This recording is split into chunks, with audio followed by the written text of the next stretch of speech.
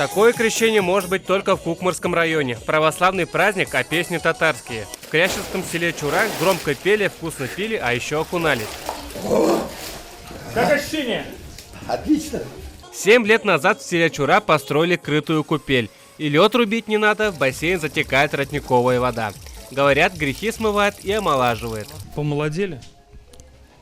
Я считаю, да. На сколько лет?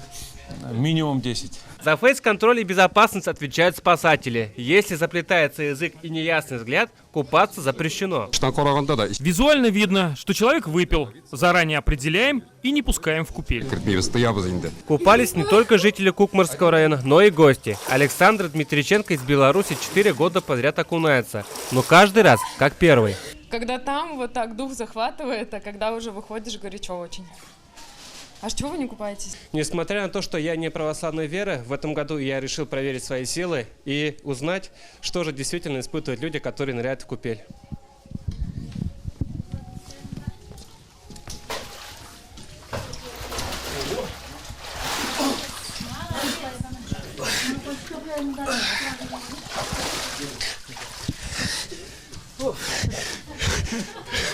Могу сказать, что это вообще классно, круто. Советую всем это испытать. Пожалуй, самым целеустремленным в этот день был Геннадий Иванов. В мае прошлого года он потерял ногу. Совершить обряд ему помогли сотрудники МЧС. Когда ты заходишь, страшновато, но когда выходишь, уже как это ощущение, как будто ты заново родился.